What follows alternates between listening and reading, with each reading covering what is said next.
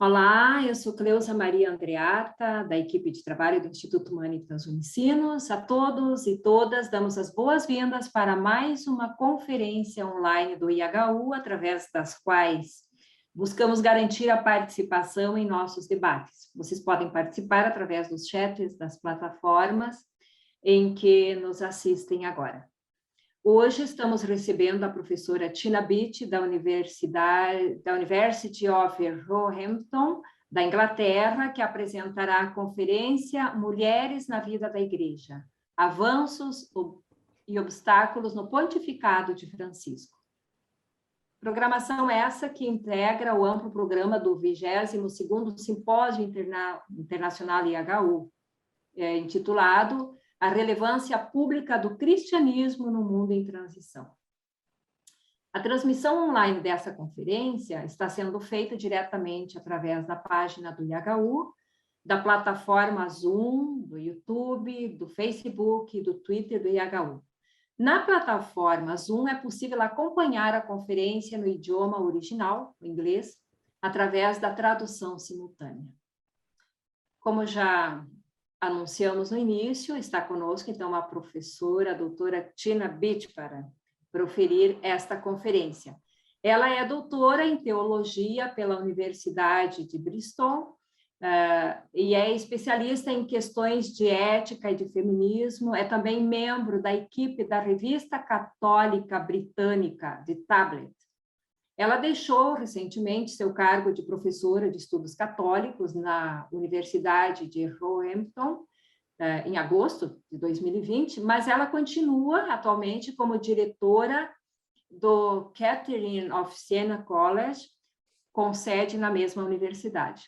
Ela é autora de diversas obras, entre as quais nós destacamos aqui Theology After Postmodernity, Divining the Void, publicado pela Oxford University Press. Também da obra New Catholic Feminism, Theology and Theory, publicado pela editora Routledge. Nós temos também diversas publicações da professora Tina, na página do IHU, que vocês podem conferir conforme o seu interesse, mas eu destaco aqui principalmente uma entrevista especial concedida pela professora Tina ao IHU, que em nossa página aparece com o título Um Pontificado de Novidades e Resistências. Essa é uma entrevista de 2015, onde ela traz considerações muito interessantes. Destaco ainda, entre outros artigos que já publicamos em nossa página, os seguintes, que estão mais relacionados diretamente com o debate de hoje. As mulheres e a igreja pós-pandemia, ainda Querida Amazônia, uma ideia congelada de feminino, artigo da professora que vai proferir a conferência, e ainda a luta do Vaticano contra as mulheres. Professora Tina, que bom, te agradecemos aqui mais uma vez, agora ao vivo, por você ter aceito o nosso convite. Estamos muito contentes por poder contar com a sua contribuição aos nossos debates.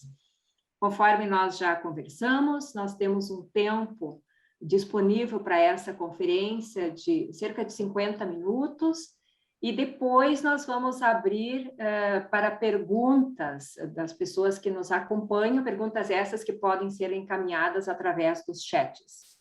Então, eu passo imediatamente a palavra para a professora Tina iniciar a sua fala. Thank you very much, Cleusa, and thank you for inviting me to give this talk. I look forward to discussing some of your questions and ideas afterwards. So, I was asked to talk on the subject of women in the life of the Church, advances and obstacles in the pontificate of Pope Francis. Pope Francis's pontificate is an unfolding story, particularly with regard to women in the life of the Church. It's difficult to assess how far he might be credited with bringing about significant change, because much will depend on his successor. His social vision of a poor church of the poor, his urgent call for a just and sustainable response to the challenges of the environmental crisis and the COVID pandemic, his willingness to speak out against clericalism and absolutism in the church and against capitalism and neoliberal economics. These are all areas in which I believe he is positioning the church as a potential force for good in the world of tomorrow. However, as far as women are concerned, oh, and let me say, Wilnie, if I'm going too quickly, just tell me to slow down, all right, for the interpreter. However, as far as women are concerned, so far we have seen little that would secure the fragile changes that Pope Francis is making against the rigors of a more doctrinally conservative and authoritarian papacy. History shows us that time and again, women have made tentative advances only to be crushed and put back in their places when they pose too great a threat. This is true of the women preachers, deacons, and possibly priests of the early church, women such as Mary of Magdala, Thecla, and Lydia. It's true of the great abbesses and beguines of the medieval church. And it's true of the energy and hope which emerged after the Second Vatican Council, inspiring a rich outpouring of feminist, liberationist, and contextualized theologies, which were slowly suffocated during the papacies of John Paul II and Benedict XVI. So I'm not claiming any prophetic insight into what advances we might see as a result of the present papacy, but rather exploring some obstacles which still stand in the way of affirming the full equality and dignity of women in all aspects of the Church's life and ministries. I speak as an admirer of Pope Francis and with a deep desire that his vision for the Church will outlive his own necessarily limited time in office and will grow and flourish under future papacies. But we need a more radical and courageous vision as far as women are concerned, if 2,000 years of androcentrism and misogyny are to be overturned. But let me begin by briefly identifying what I think are positive aspects of this papacy for women. First, in advancing a more open and inquiring approach to faith, in his repeated condemnations of clericalism, in his sidelining of the authority of the CDF, and in his emphasis on the pastoral, cultural, and incarnational significance of the gospel, Pope Francis is, I believe, making the Catholic Church a more welcoming and socially engaged spiritual home for everybody, including women. Those of us who have experienced the strong arm of the CDF now find that it is possible to discuss issues such as women's ordination and questions of sexuality and gender without always looking over our shoulders to see who is reporting us to Rome.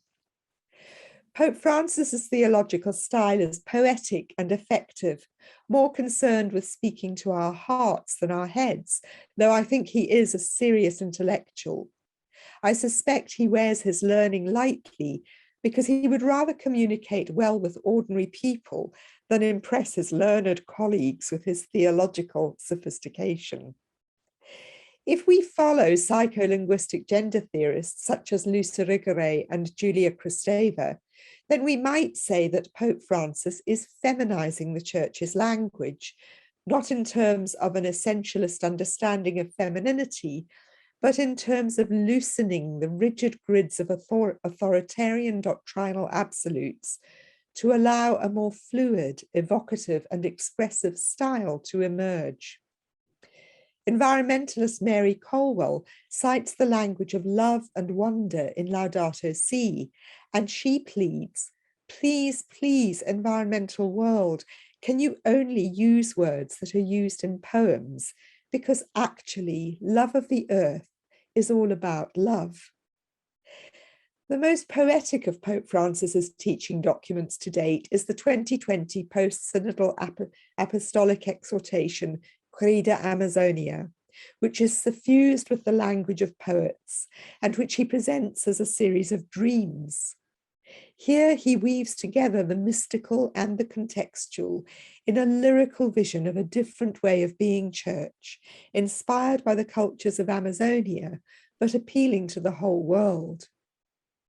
If, as Heidegger claims, we inhabit the house of language, then Francis recognizes that we must care for our common home by rebuilding our linguistic home around poetic and incarnate expressions of desire, beauty, love, and wonder. But still in Heideggerian terms, if Francis has created a clearing in language for women to become, he has yet to invite women to occupy that clearing. None of his official documents to date contains any quotations from or references to the work of women scholars, despite extensive footnotes which range far beyond the usual limited practice of popes quoting other popes. But perhaps here too, there is a process of learning and recognizing the need to extend his commitment to dialogue to include women.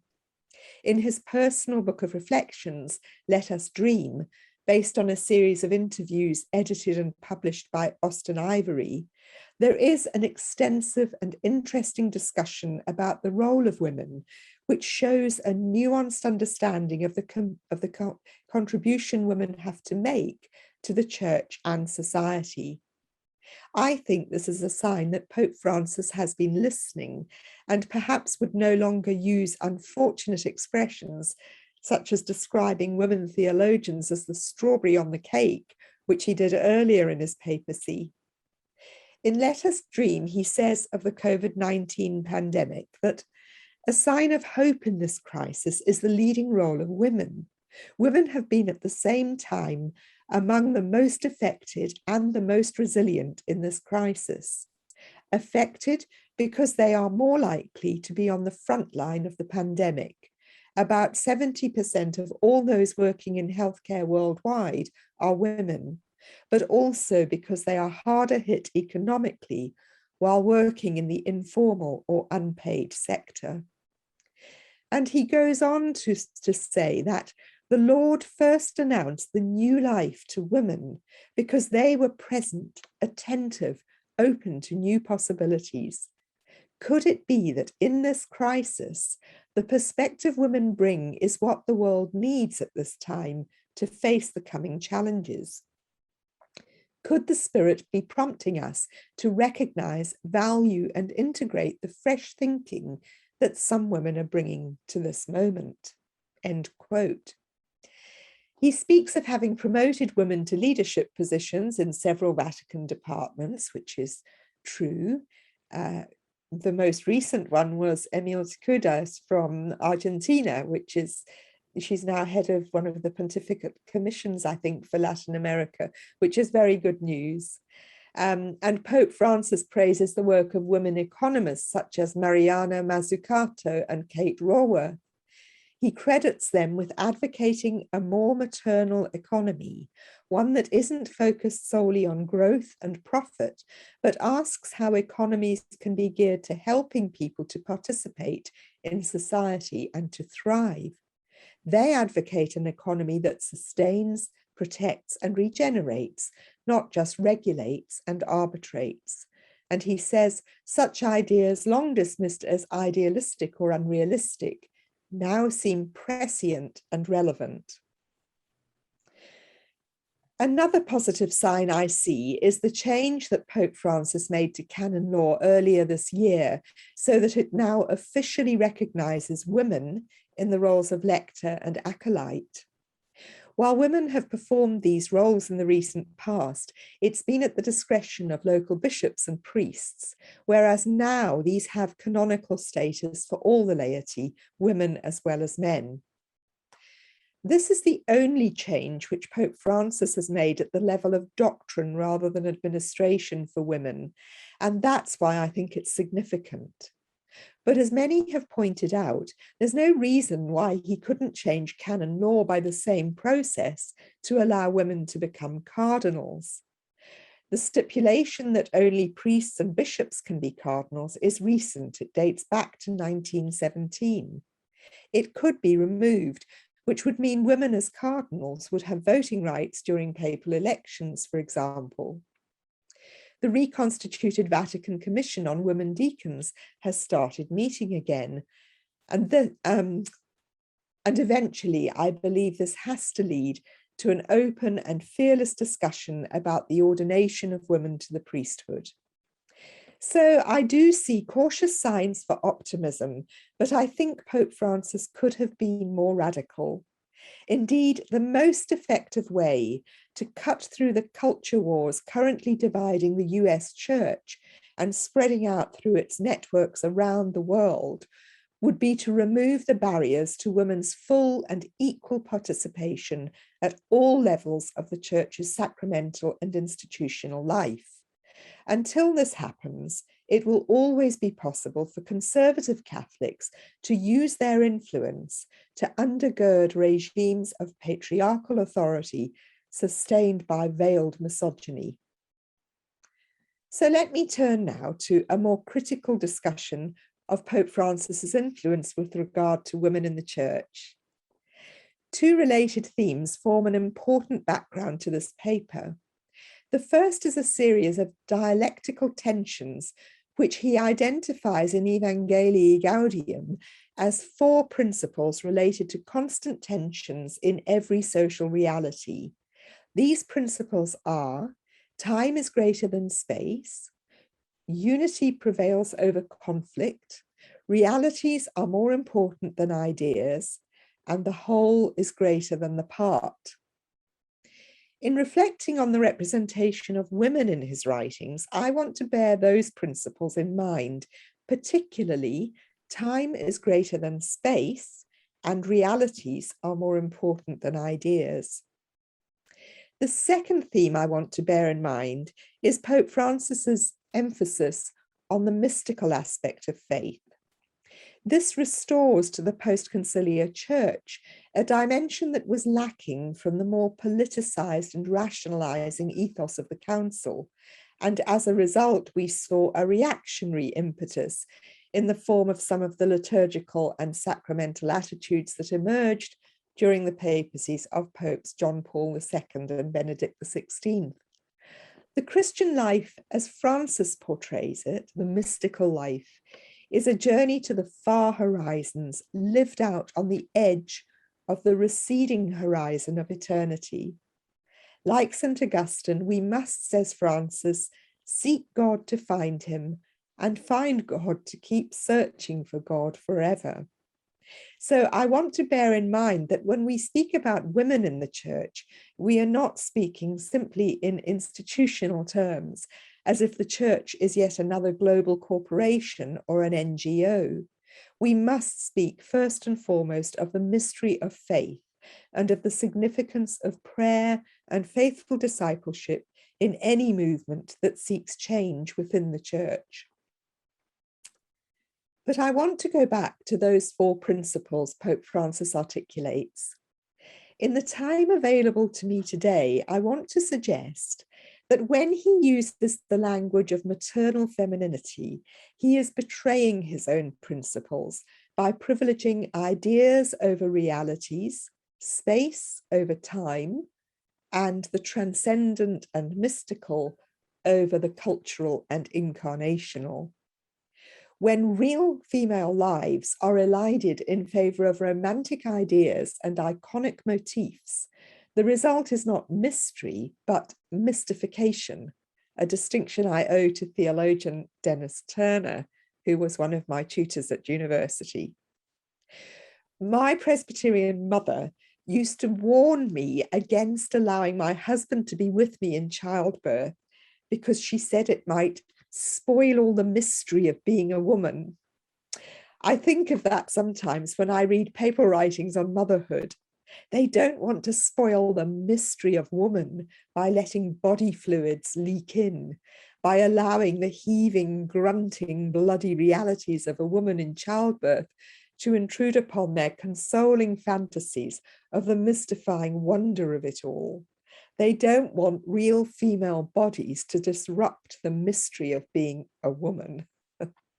So I'm going to develop these comments from three related perspectives: the sacramental, the ethical, and the anthropological.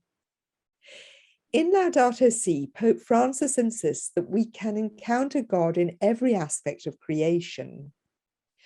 Quoting Patriarch Bartholomew, he describes contemplation on creation as a sacrament of communion, as a way of sharing with God and our neighbours on a global scale.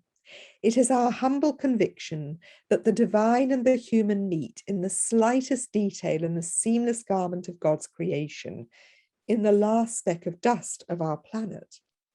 He goes on to say that the universe unfolds in God, who fills it completely. Hence, there is mystical meaning to be found in a leaf, in a mountain trail, in a dewdrop, in a poor person's face.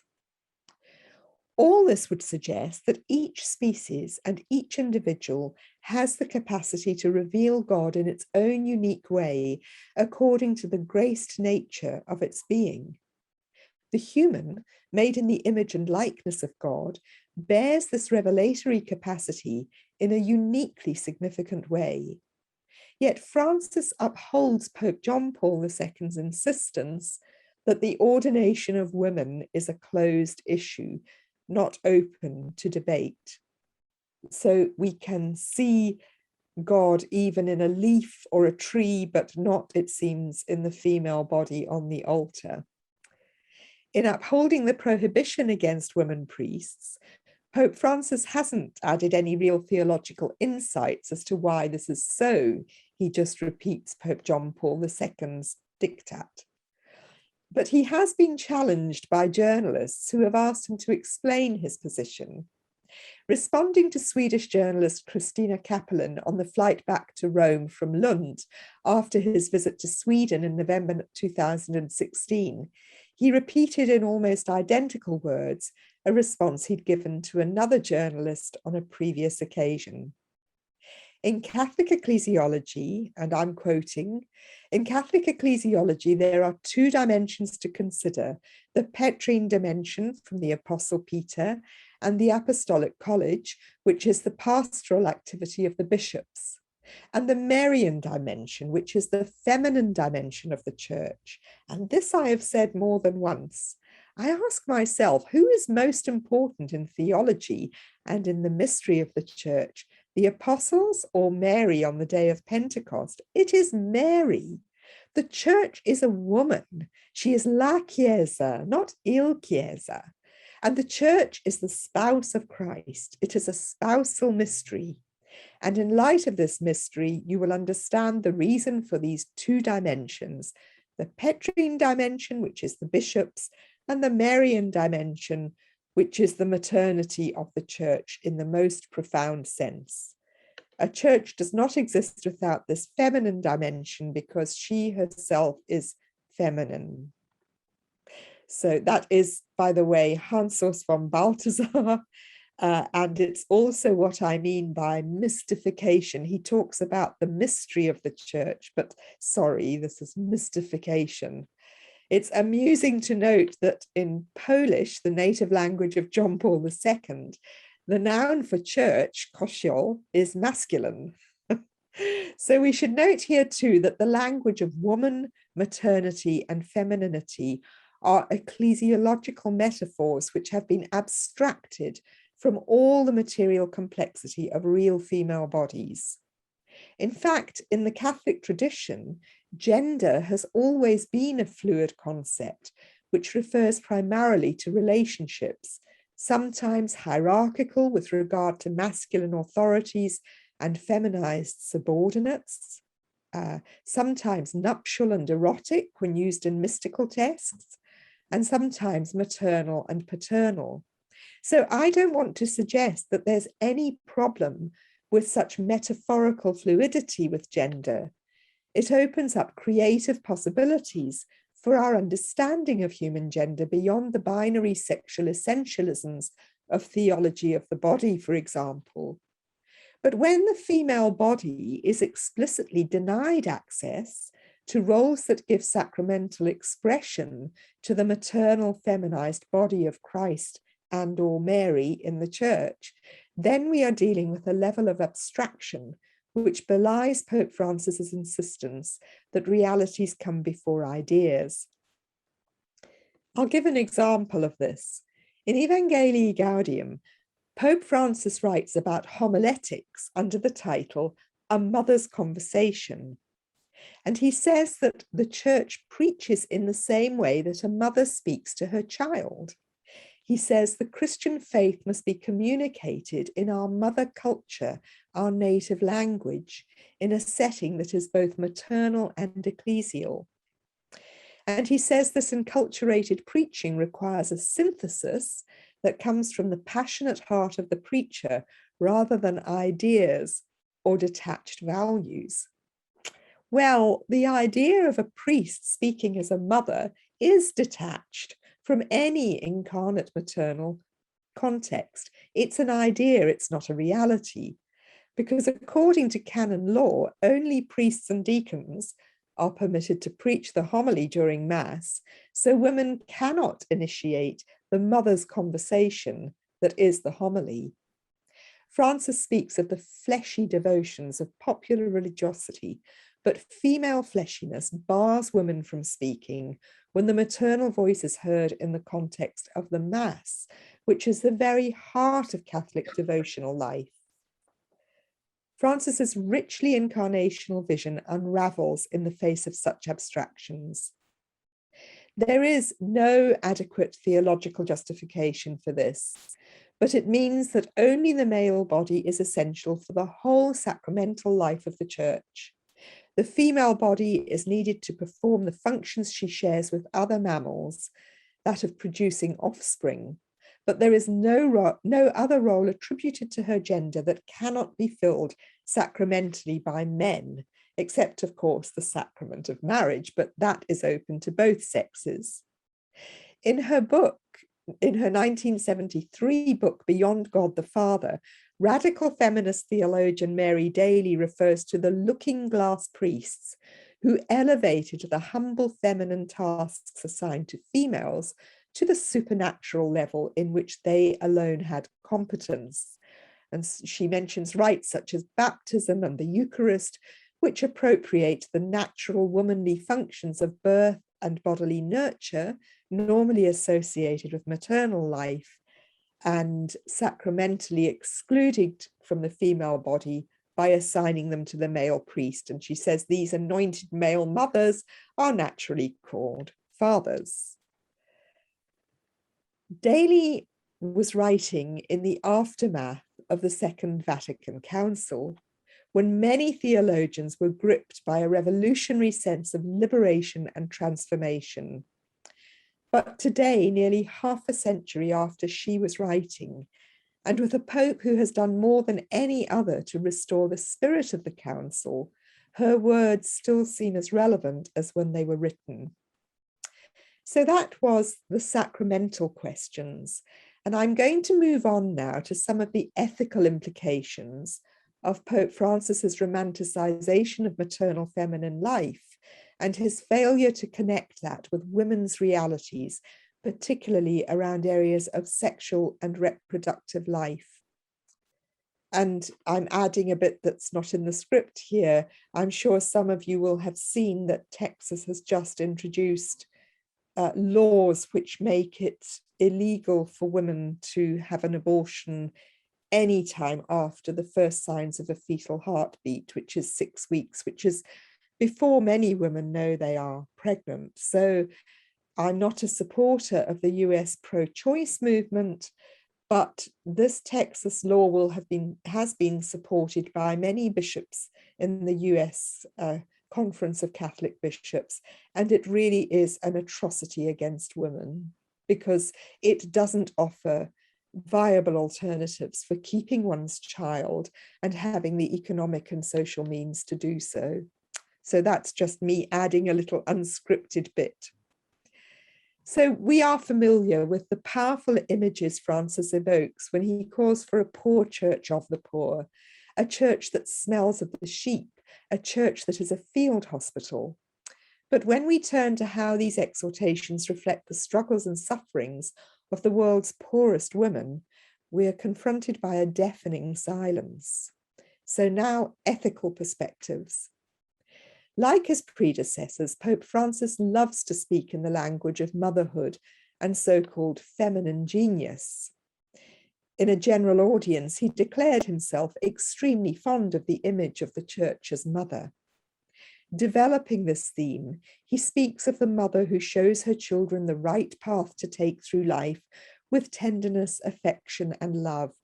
And when the children grow up, the mother continues to accompany them with patience, following them with discretion, always ready to defend them, always giving of herself, always praying for her children and entrusting them to God. Well, that is a potentially rich image of the Church. But for real mothers attempting the complex and challenging task of mothering and often getting it wrong, or maybe even being very bad at it, that's not a helpful image. The maternal church, as represented by Francis, is neither enculturated nor contextualized within the incarnate experiences and relationships of maternal life. Rather, mothers are assumed to behave in ways that conform to a model of the ideal church. The failure to acknowledge the ethical challenges and existential demands of maternal life becomes even more problematic when we consider the lives of poor women. Nearly 300,000 women and girls die every year in causes relating to pregnancy and childbirth, and 99% of these are living in the world's poorest and most war-torn regions. Many more suffer life-threatening infections and permanent debilitating injuries such as fistulas and sepsis from unsafe abortion. Not only that, but as people in Brazil know very well, children born into poor families with mothers who can no longer bear the strain of repeated childbearing are likely to end up on the streets, with daughters being prostituted or trafficked, and sons being vulnerable to every kind of crime and corruption. These figures will become worse as the pandemic, climate change, and growing global instability inflict ever greater suffering on the lives of those who are poor. According to an article in the Journal of Clinical Medicine, Brazil reported a disproportionately large number of maternal deaths attributed to COVID-19, particularly during the postpartum period. The article goes on to say that the high maternal death rates in Brazil are accompanied by large racial, geographic, and socioeconomic disparities. Within Brazil, it says, special attention needs to be given to pregnant and postpartum people, and particularly to those who are Black, Indigenous, and people of color. So that's one example from Brazil of a worsening situation. Maternal mortality rates show that economic and racial injustice are a major contributory factor, even in the most prosperous societies. Yet one will search in vain among all the Church's social teaching documents for a reference to this scourge on the lives of the world's poorest women. When a poor woman dies as a result of complications in pregnancy or childbirth, all her children suffer. The unborn child dies with her. The newborn and any already born children face lives of abandonment and desolation, especially if they are girls. It's no exaggeration to say that in many, many poor communities, to be born female is to be born only to reproduce and to die. Ever since the question of sexual and reproductive health and rights has occupied a place in UN development agendas, the Holy See has used its permanent observer status to dictate the conditions upon which such discussions can proceed and resolutions can be made. Always, the rights of women are defined in terms of unchanging moral absolutes, passed down from generation to generation of celibate men, and very little has changed. Indeed, from the US to Hungary and Poland, conservative Catholicism is lending support to repressive political regimes which would reinstate restrictive laws denying rights to LGBTQI persons and criminalizing abortion, as I said earlier.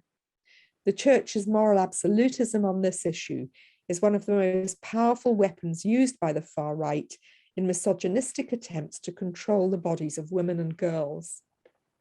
But this isn't only about women's rights and maternal well-being, for it also affects the Church's capacity to be an effective agent of change with regard to the environmental crisis. Gender justice for women is one of the key themes in the UN Sustainable Development Goals. There's widespread evidence that women are both the main victims of the climate crisis and the most effective agents in bringing about grassroots sustainable development projects which protect the natural environment and contribute to the economic well-being of local communities. Pope Francis's encyclical on the environment, Laudato Si', is silent on the question of women, but I will say it is gendered through and through. So although it has nothing to say about real women, its subject is Mother Earth, and she is a victim who is being laid waste by human greed, neglect, and indifference. So he says of Mother Earth, "This sister now cries out to us because of the harm we have inflicted on her by our irresponsible use and abuse of the goods with which God has endowed her. We have come to see ourselves as her lords and masters, entitled to plunder her at will. The earth herself, burdened and laid waste, is among the most abandoned and maltreated of our poor. She groans in travail." Implicit in this quotation is the gendering of power. The lords and masters are male, and the feminized earth is their victims. But Mother Earth is not a passive victim of human exploitation, awaiting rescue by knights in shining papal armor, any more than women are passive victims of male power who need strong men to protect them. Mother Earth fights back, and if she has to destroy some of her children to ensure her survival, she will do so. Pandemics, fires, heat waves, storms, hurricanes, floods, that's the behavior we should expect if we attribute metaphorical motherhood to the planet, for it's how real mothers have behaved throughout history. If women are exploited, abused, raped, commodified, silenced, ignored, and excluded, the result will be the savage desperation of needing to fight back however one can to survive. So the politics of abortion and the politics of environmentalism are not separate. Both have everything to do with gender and domination. If the Catholic Church is to become a leader in the struggle for environmental healing and sustainability, its leaders will have to radically rethink their gender politics. Abortion and environmental abuse are often symptomatic of selfish individualism, but they are sometimes symptomatic of poverty and despair. Neither will lend itself to a just and sustainable solution without the active participation and agency of women. And can the Church's leaders really claim to honor the sacramental dignity of Mother Earth if they refuse to see the female body as a bearer of sacramental significance on the altar? So, there remains much to be done to develop a maternal ethics, not only in terms of the representation of the material realities of maternal life, but also in terms of ecclesiology. Pope Francis's theology resonates with many of the themes of ecofeminism, and Laudato Si' would have been a much richer document if it had incorporated the insights and ideas of ecofeminists. Almost everything Pope Francis says in Laudato Si' and in Querida Amazonia has been said by feminist scholars over the last 30 years. To give only one of many examples, Carolyn Merchant's The Death of Nature, Women, Ecology and the Scientific Revolution was published in 1980. If Francis read it, he would see why his language about both women and Mother Earth suffers from sexual stereotypes which impoverish his vision. As Merchant argues, romanticization and demonization are two sides of the same coin. Nature and women are either domesticated as maternal feminine mysteries, or they are experienced as dangerous forces that have to be forcibly tamed. I could say a lot more about that, but I'm moving on now to the final section of this paper, which is theological anthropology. But the church has no adequate theological anthropology because it has no adequate theology of the female, informed by scripture and by women's experiences, and reflecting the cultural and historical diversity that Pope Francis insists is vital to the church's understanding of how the incarnation is revealed in different times and places. Everything that is authoritatively taught about women to date by the church is a projection of the male theological imaginary. The writings of women doctors of the church are those which have been approved and authorized by the male hierarchy, and it's still true that women's voices are only heard when they are willing to occupy the echo chamber of magisterial control.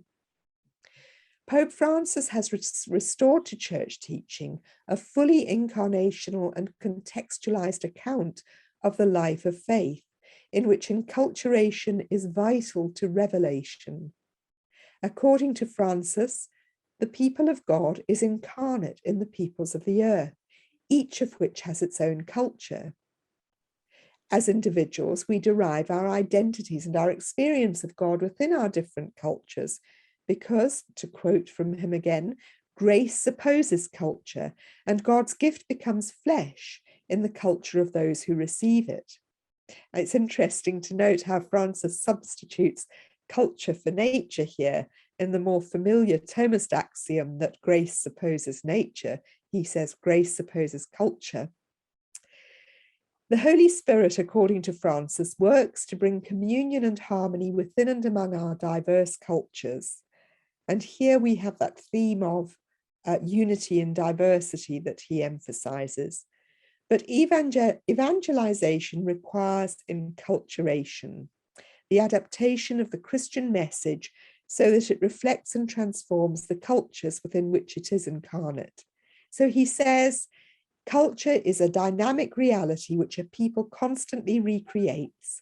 Each generation passes on a whole series of ways of approaching different existential situations to the next generation, which must in turn reformulate it as it confronts its own challenges.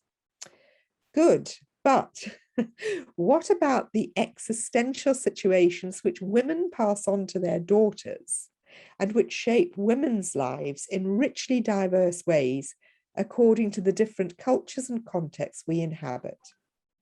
When Pope Francis speaks of women, does he take into account that concepts of maternal and feminine life are also enculturated? Or does he abstract gendered concepts of maternal femininity from any such considerations? In other words, does his theology become deductive rather than inductive when he refers to women? Let me turn to Querida Amazonia, which is arguably the most enculturated of all his teaching documents to date.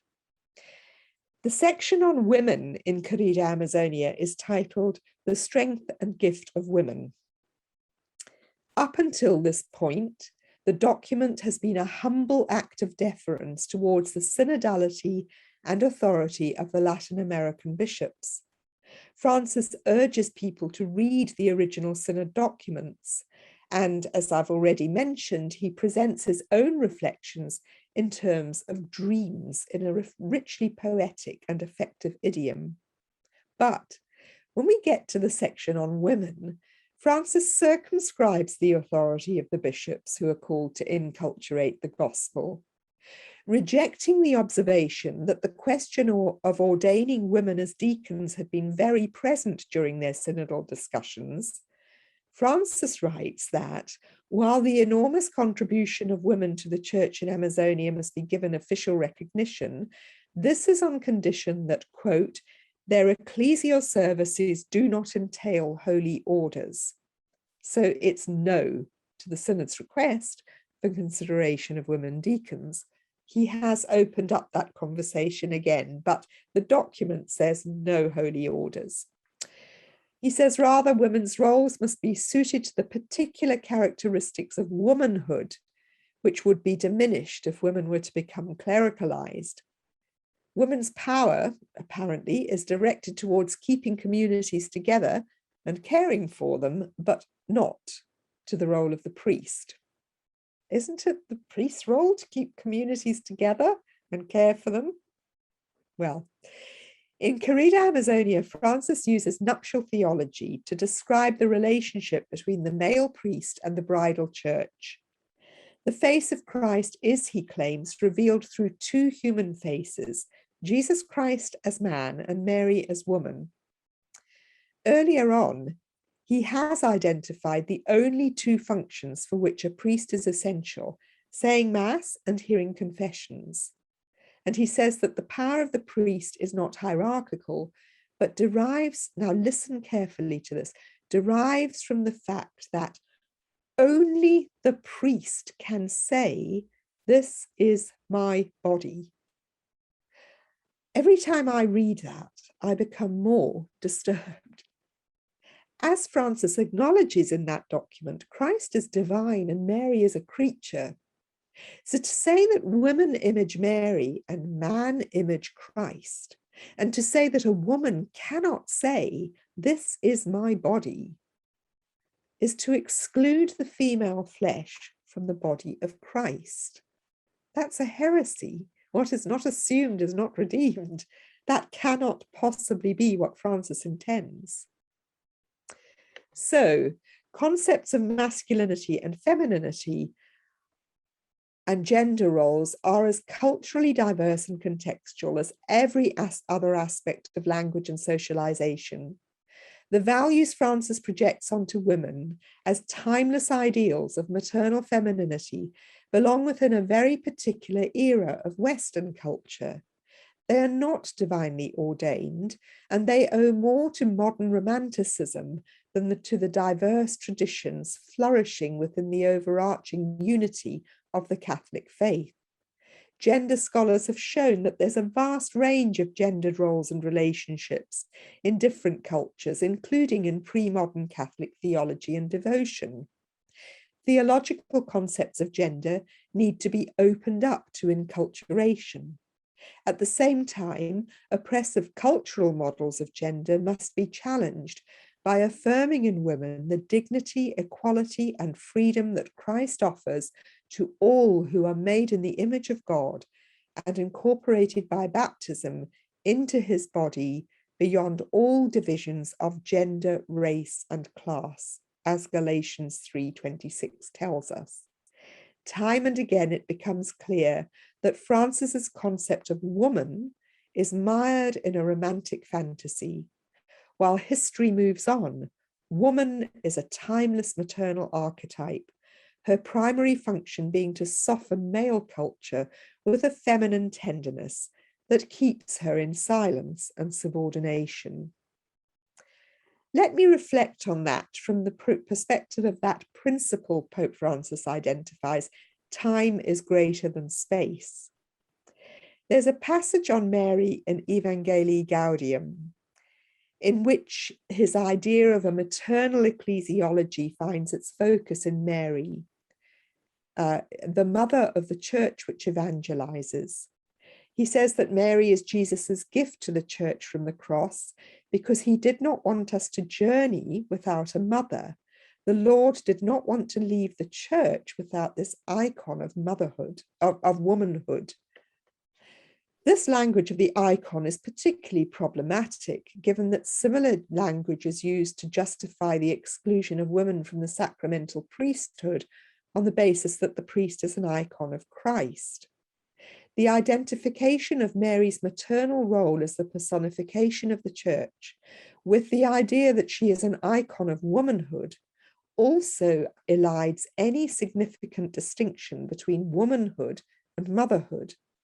Women remain trapped in the function of the womb, the role of providing space for others, while never occupying their own time and space in the enculturated human story. In other words, defined within the symbolics of the maternal, women do not change and develop through time. We do not incarnate the revelation of God in our particular cultures and contexts, but remain always available as the repository of men's fantasies of maternal nurture and feminine genius. Addressing women at an event organized by the Pontifical Council for Culture, Francis said, "You women know how to show the tender face of God, his mercy, which translates in the availability to give time more than to occupy spaces, to welcome rather than to exclude. In this sense, I like to describe the feminine dimension of the church as a welcoming womb that regenerates life." End of quote. What does it mean to say that women are available to give time more than to occupy spaces? And how do we square this with being likened to a welcoming womb that generates life? I'm not suggesting that these informal observations and conversations should in themselves be given too much weight, but taken together, they are revealing of Francis's underlying mentality when it comes to reflecting on the place of women in the church. As Luce Irigaray suggests in her disruptive interventions into the Western philosophical and theological traditions, the feminine is experienced as space, while the masculine is experienced as time. Is the subject of Francis's theology the masculine subject on a dynamic journey through time, but still looking to the womb, woman, mother, church to provide the space of his redemption, the space of his coming to be in God? So, conclusion.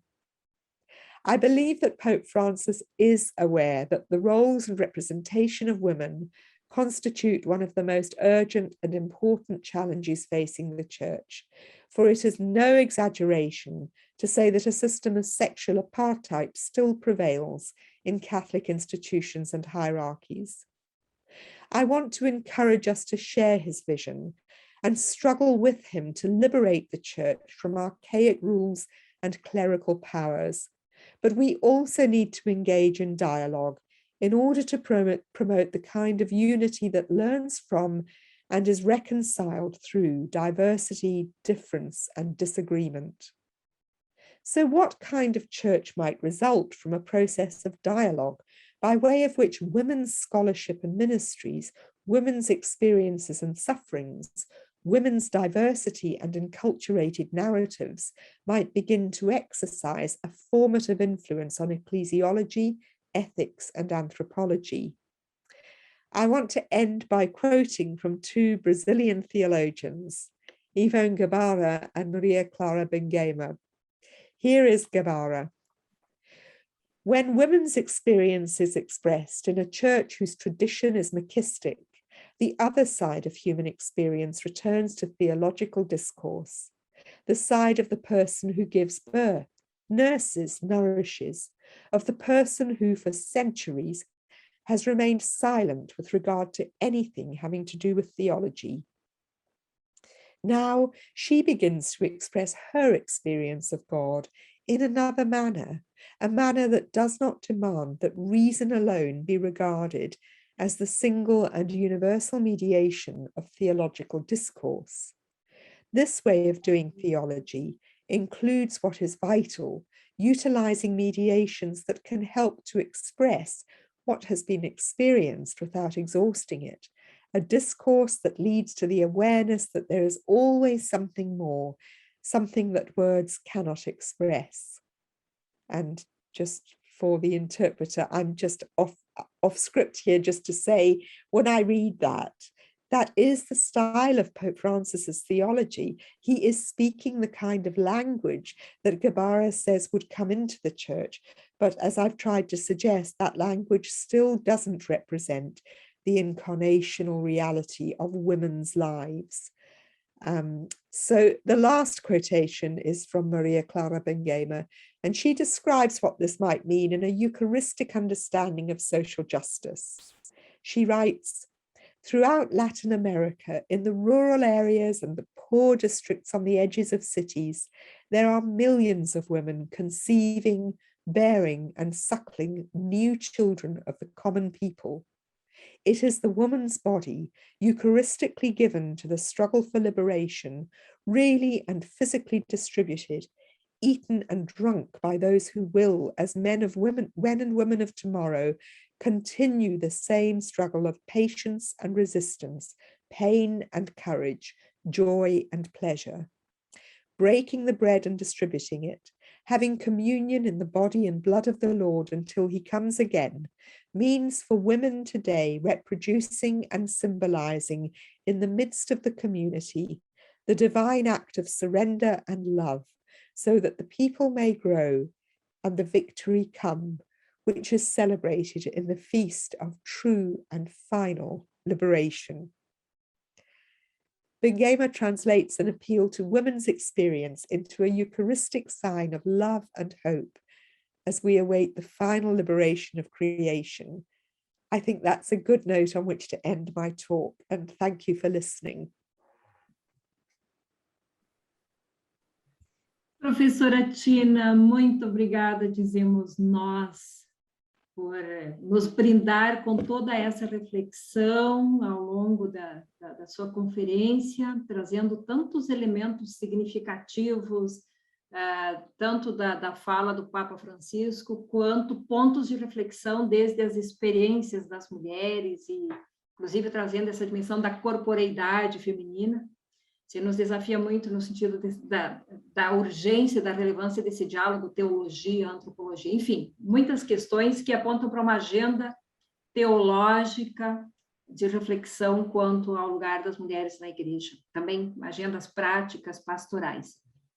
Nós temos algumas perguntas para você, mas eu me senti muito tocada pela pergunta que você mesma coloca no final aí já da conferência, dizendo o seguinte: que tipo de igreja pode resultar de um processo de diálogo por meio do qual os ministérios das mulheres, as experiências, os sofrimentos, as diversidades, ou a diversidade e as narrativas enculturadas podem exercer uma influência formativa na eclesiologia, na ética e na antropologia? Creio que quando você coloca essa pergunta, você também enxerga perspectivas. Se você puder comentar isso enquanto organizamos as perguntas de nossos participantes. Thank you. You know, there are all sorts of terms that have entered Catholic discourse as if they have always been the same. So the family, when we look at the family in church teaching today, it's a very narrow model, a capitalist model, the nuclear family, cut off in a way from the rest of society very often, serving its own interests very often. And that is not the only model of Catholic family. You know, even today, many families in cultures are still matriarchal, and so far as it's the women who run the house and have the main responsibility for bringing up the children and organizing the family, grandmothers, mothers, aunts. Even here in Britain, you know, some poorer families, there is a cycle of the teenage daughter will have a child, not because it's outrageous, she wants a child, and her mother, who has been stuck in a dead-end job, is happy to give up her job and raise the child, and then the child's mother goes out to work to support the family. I grew up in Africa. The African family is very diverse and again often very woman-centered in its organization. So I think there are all these terms where church teaching is imposing a model on the world through its influence, which is not a model that has grown organically or naturally within cultures. Now, I'm not romanticizing culture, because culture needs to be evangelized, and many cultural practices are not conducive to women's well-being. But I think that's why Pope Francis's idea of dialogue is so important. We can only understand what enculturated models have to offer when we let go of the presumption that we already know it all. And we need to learn different ways of organizing family life today. And that means women's lives, because women's lives are still so caught up in the well-being and care of families, old people, children. And, you know, the vulnerable always have to come first in these questions.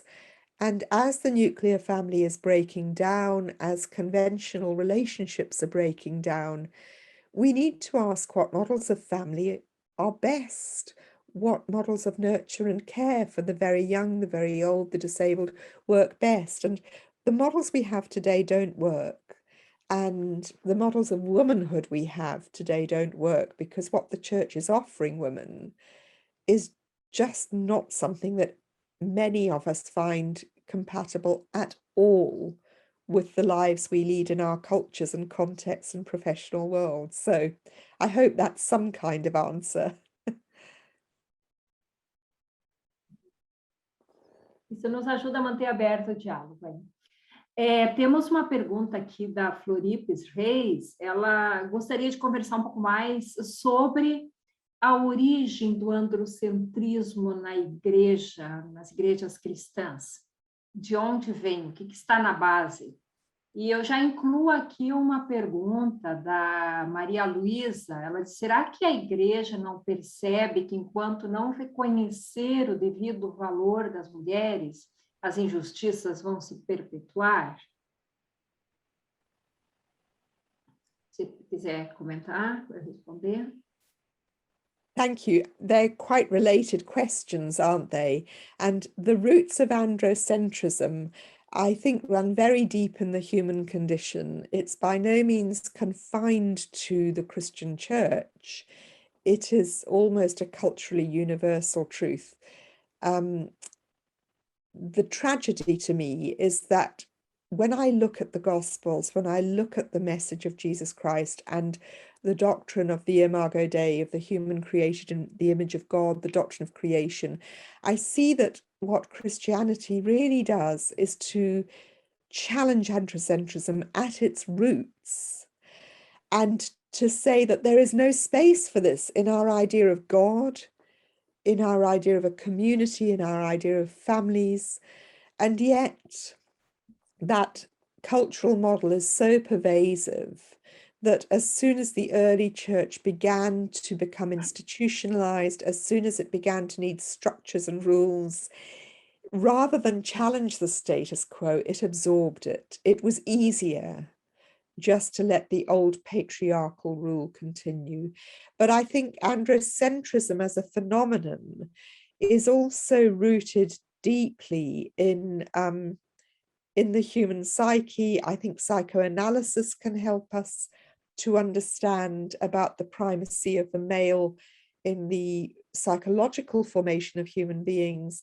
I think it does relate to that sense of the earth as a powerful maternal influence, which is why I also think we can't do good environmental theology if we don't engage with these questions of the studies that feminists have done on the meanings of nature and culture, gender and culture. And there have been some wonderful studies. Sandra Lipsitz Bem writes about the lenses of gender. Sherry Ortner asks, is male to female as culture is to nature? We need to take these into our theologies and deconstruct all these toxic androcentric influences that have been absorbed into the bloodstream of Christianity through the centuries.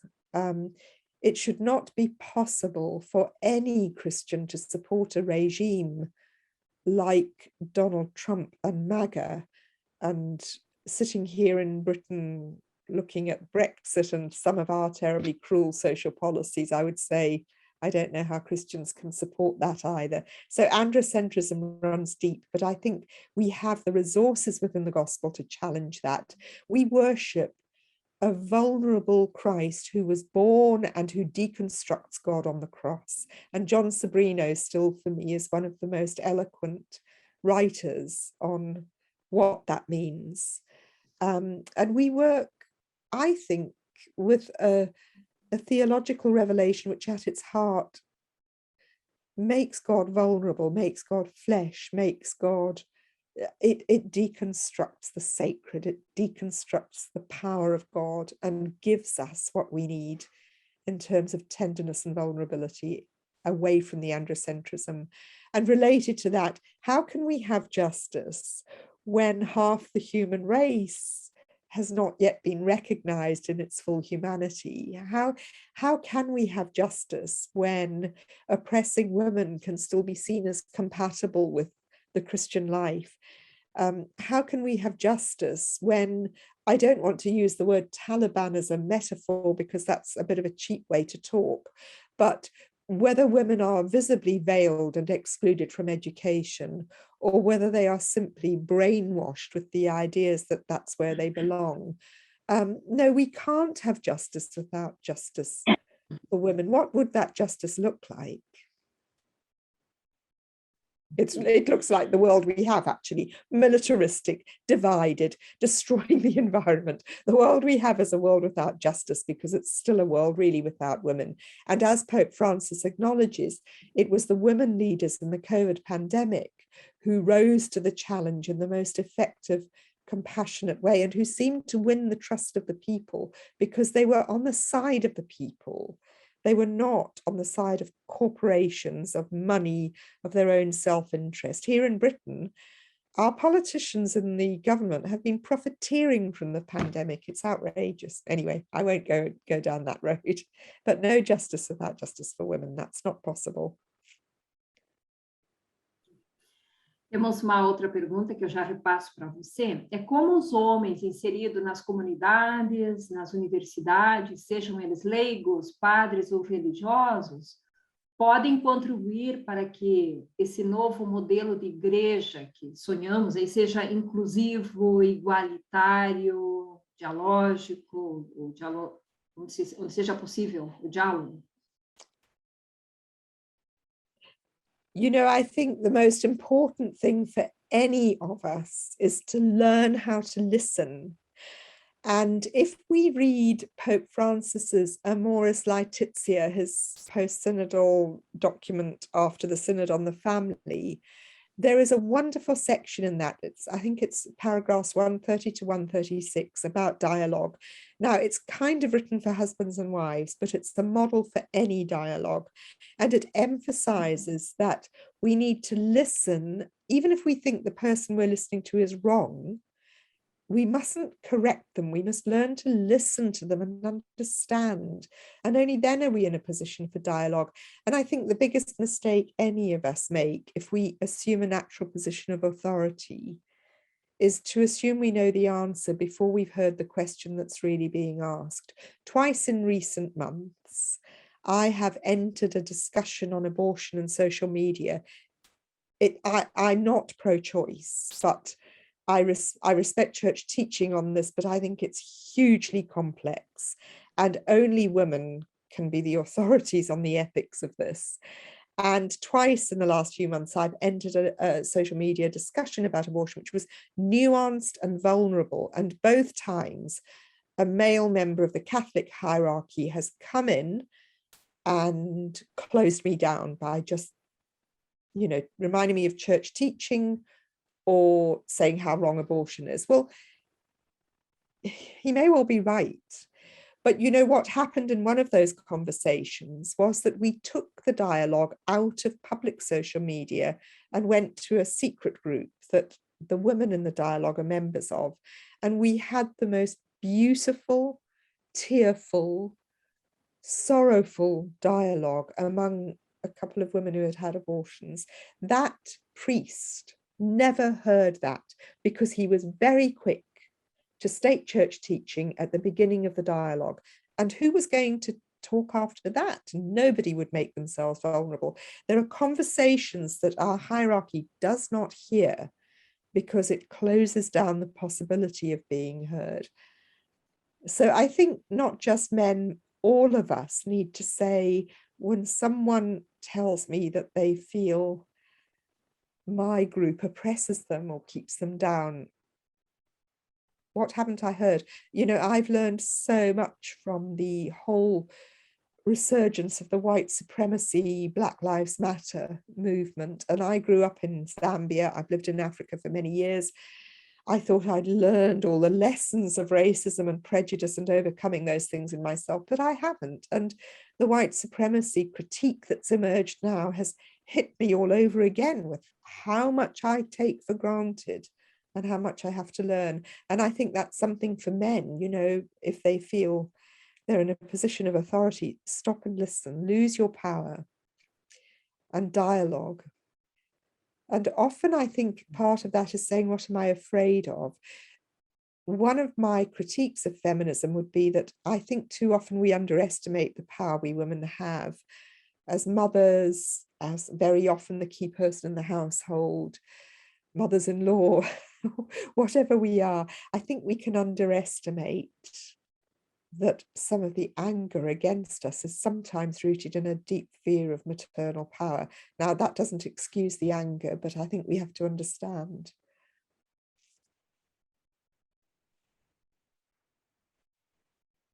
Obrigada, Tina. Temos algumas perguntas aqui provocando uma reflexão no nível de conceito. Uma delas diz o seguinte: relegar a igreja, o papel de esposa de Cristo, minimiza o papel da mulher na igreja? Ou temos que mudar o conceito de esposa? O conceito de esposa na sua relação com essa imagem da igreja como esposa. E ainda uma outra pergunta, aqui um comentário do Vitor, que diz o seguinte, que no início do pontificado, alguns analistas apontavam que Francisco não compreendia o conceito de gênero. A pergunta aqui é, isso mudou? Ele passou a compreender melhor esse conceito? Afinal, que conceito de gênero podemos aprender das mensagens que vêm da Santa Sé? Passo para você, se quiser já responder ou dialogar sobre isso. This is very difficult. First of all, nuptial theology.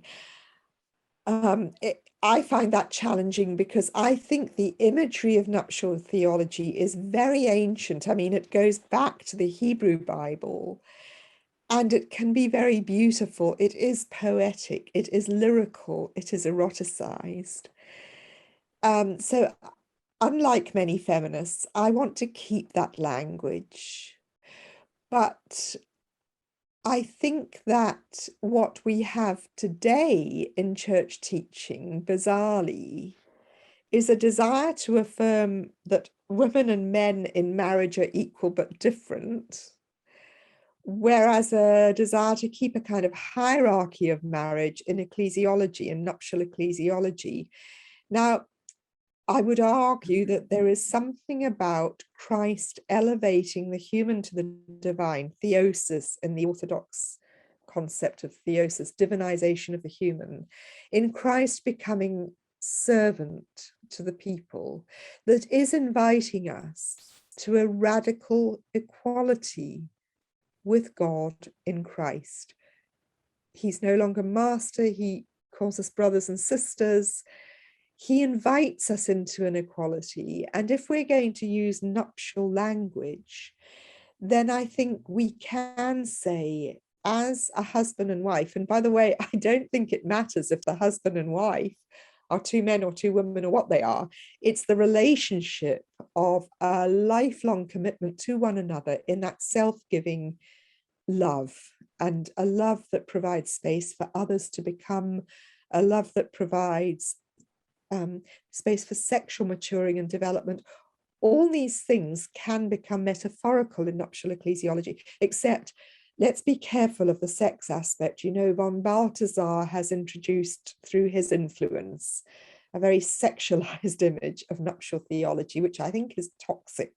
It's really, really dangerous to ask a celibate young seminarian to imagine that the Mass is sexualized as a nuptial relationship. That is really something we must be careful about. And I know it happens when Hans Urs von Balthasar's theology is promoted. So I'm not talking about that. I'm talking about the quality of marriage and ecclesiology and Christology and Mariology. We are equals in a beloved fullness of mind, body, heart relationship with one another, with Christ, with the church, with one another in marriage. Coming on to gender, I mean, again, we have the problem of not listening. The church has demonized an ideology of gender without trying to understand that actually a lot of the Catholic tradition doesn't make sense unless we allow for gender fluidity. The language of the mystics, the language of our nuptial ecclesiology, you know, we are brides, we're mothers, we're bridegrooms. If you read Mulieris Dignitatem, when I teach gender, I invite my students to read Pope John Paul II's Mulieris Dignitatem and to count the genders. So far, we are 6 or 7 genders in that. So you can have male brides, male bridegrooms, male mothers, female mothers. We can go on, but there are about 6 genders. So we need to understand that gender is a way of speaking about relationships, which is more primal to our own tradition than sexual essentialism. That is a more modern development. But I think on the other side, I have to say that I am concerned about some developments currently happening from the other side of the gender spectrum, where gender fluidity, transgender identities, all the things that we have been reflecting on, dialoguing about, and coming to incorporate into our understanding of rights and justice and dignity, rightly so.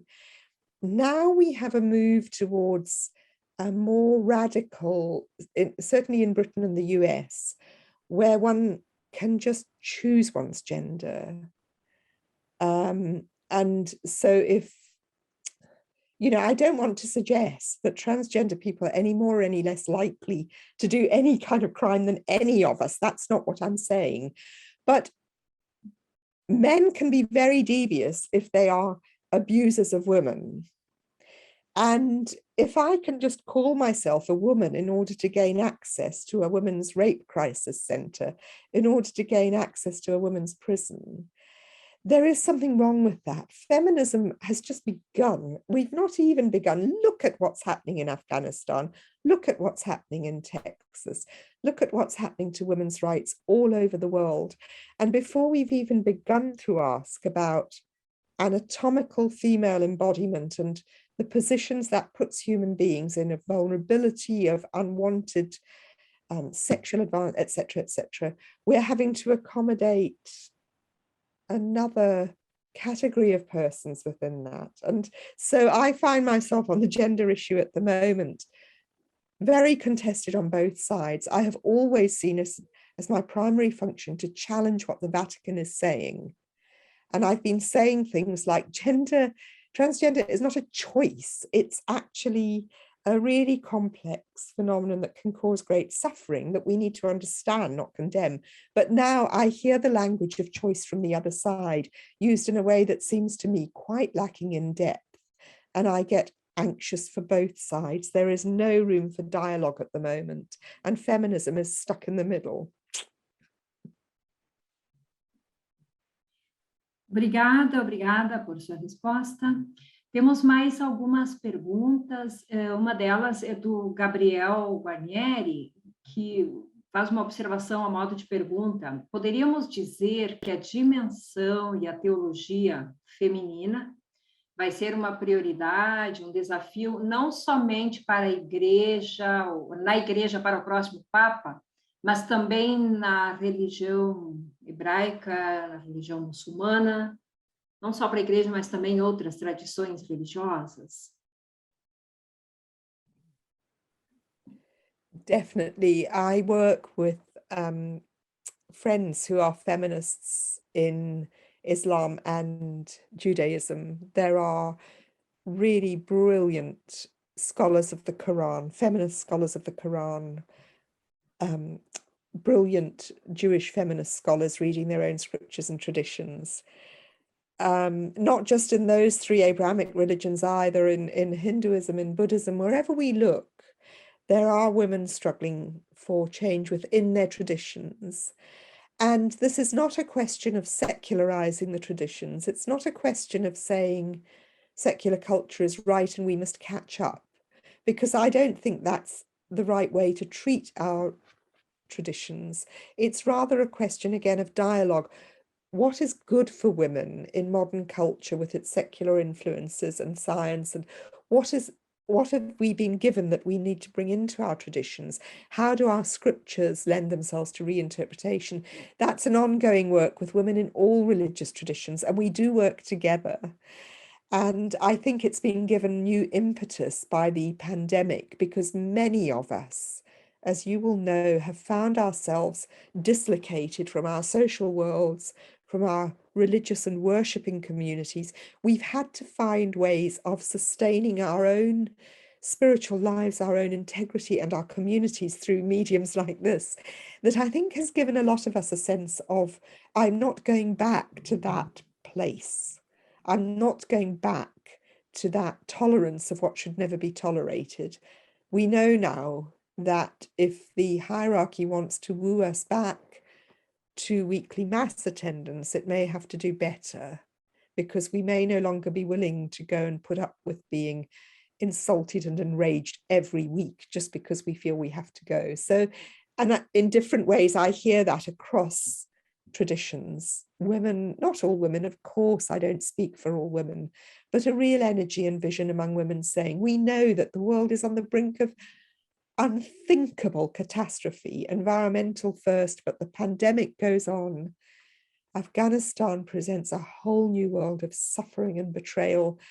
And sorry, men, you have had all of history to get it right. Now, push off and give us a chance. Let us come in, not instead of the men, but with you. Let's work together, because if we don't work together, we're finished, absolutely finished. We don't have time to wait for 2 or 3 more popes to change the church, any more than we have time to wait for 2 or 3 more corporations to stop wrecking the earth. 50 years' time, this little house I live on near the coast in England will be underwater. And again, you know, in Brazil better than I do, what a threat we face. And so we need to work together. We need to, all of us who see this need to find ways to, in prayer, believing that we have more than the sum of our powers. Obrigada, e também pelo apelo feito aí. Temos uma dupla pergunta ainda que eu trago aqui, relacionada às duas. Estou lendo também um pouco por tempo e podemos ainda conversar sobre mais algumas questões. Uma delas é a da Geo Rezende. Ela diz o seguinte: partindo de sua experiência, como o serviço à igreja feito pelas mulheres ou por mulheres atualmente pode ganhar mais espaço na evangelização? E também uma pergunta de Neucídio Irtes, dizendo o seguinte: como podemos avançar como mulheres para mudar o clericalismo tão presente na igreja, e considera ainda que somos a maioria na igreja? Eu vou incluir uma terceira pergunta, e para você ver como pode responder junto, que é o seguinte: no mundo ocidental, a cada geração, as mulheres jovens são cada vez mais feministas. Essa é uma observação do Wagner Azevedo. Como podemos repensar a catequese e o ministério com jovens a partir dessa realidade juvenil muito mais progressista que o ensino da igreja? Passo para você a palavra para mais uma intervenção.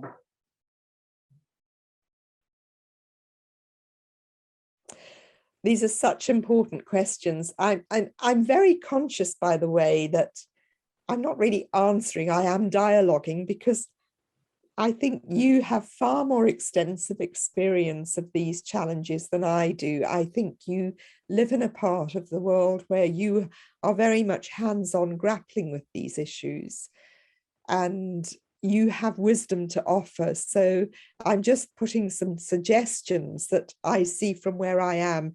But again, I think this is a dialogue and a sharing of wisdom, because none of us obviously have all the answers. But these questions go together: evangelization, resisting clericalism, and getting that wonderful spirit of younger feminists in to shape the church of tomorrow. These are all related questions. And, you know, I do see women evangelizing. I see, for example, during lockdown, a lot of nuns have become very active in English-speaking Twitter, so that there is now #nuns on Twitter. And there are robust, lively, wonderful voices there. I ask myself if perhaps women's religious communities are on the brink of a renaissance, because I think they have been amazing during the last 18 months in providing online resources for retreats, for prayer groups, for not just religious things. One nun gave me a knitting lesson one day because I was struggling with knitting for my grandchildren. That is evangelization, just being there and being a presence. And I think that women's religious communities around the world, they are becoming more outspoken about the terrible crisis of abuse that they have endured in silence for many, many, many years, because the focus has been on vulnerable young people, and that doesn't need to be said how important that is. But meanwhile, women have been, and particularly religious nuns, have been abused for decades by priests who just think they have a right to these women's bodies. And I think as religious women begin to speak out, that really is a sign that women's voices are coming out. It is an evangelizing sign as well, because we need to show that following Christ is attractive. This is what Pope Francis tells us. It's joyful, it's challenging, it's risky. It's not a set of moral rules. It's not that boring thing that presents itself as public religion. It's much more dramatic and radical than that. And I think that will attract young people. Look at Greta Thunberg, look at how radical she is, look at what she's achieved. And I think one of the things we need to understand in the church is that institutions don't change in exciting ways. It is always individuals within those institutions who manage to make the moment of change happen. So Greta Thunberg made the moment of change happen. Hers was the charisma. It's exciting that God so often seems to work through young teenage women. I think there is a point in human life at which people are most ready for challenge. And whether it's Mary conceiving Jesus or Greta Thunberg starting the movement she started, there's a moment in women's lives as young adolescents when we either get taken into the system or we break free. And I see that so often in stories of great secular and religious saints. So they all come together, allowing the energy of young people to energize us, refusing clericalism. For goodness sake, get up and walk out if you have to.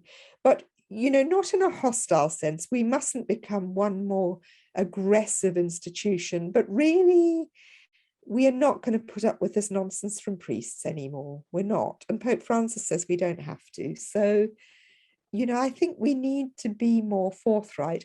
I'm always intrigued. I have many close US American Catholic feminist friends. And, you know, we see this as the land of the free, as people who think of themselves as very, very free. And yet, you know, really outspoken radical women who are under the thumb of the local conservative priest. That's a mystery to me. How has that happened? Sometimes because they're employed in Catholic institutions and they can't speak out. But when we can speak out, we should, in kindness and with humor. I always say that men who have been trained to avoid women don't mind us getting angry, because female anger is kind of impotence. But when we laugh, that is really dangerous, because who has ever taught those men in the CDF to cope with women's laughter? They're not used to that. So sometimes if we don't know whether to laugh or cry, laugh and see how silly they are. That's a very deconstructive thing to do. Professora Tina, estamos chegando ao final da conferência. Mais uma vez, nosso agradecimento por esse tempo aqui de reflexão, de discussão com questões tão interessantes, tão significativas para nós continuarmos o nosso debate. Nós temos vários comentários de apreciação muito positiva dessa conferência, apresentados em nossas redes sociais. Vou ficar algum comentário a modo de pergunta ainda em aberto. As pessoas estão nos perguntando sobre a disponibilidade dessa conferência. Sim, o vídeo com a conferência fica disponível na página do IHU no YouTube, e a professora Tina já se dispôs a nos entregar o texto da sua conferência. Assim que ele estiver pronto, ele vai ser publicado pela página do IHU, e vocês podem encontrar a notícia deste material em nossa página. Agradecemos a todas as pessoas que aqui estiveram participando. A Tina perguntava quantas pessoas estavam participando da conferência no início. Nós tivemos mais de 70 pessoas ouvindo sua fala. E isso no YouTube, eu não contei nas outras plataformas, ok? Então, pode contar que tem muitas pessoas interessadas, vários teólogos e teólogas envolvidos aí na discussão. Obrigada mais uma vez a você. E eu convido, deixo aberto aqui o convite para quem nos acompanha, para continuarem acompanhando nossos eventos, nossos debates. Vocês podem acompanhar essas informações todas na página de eventos do IHU.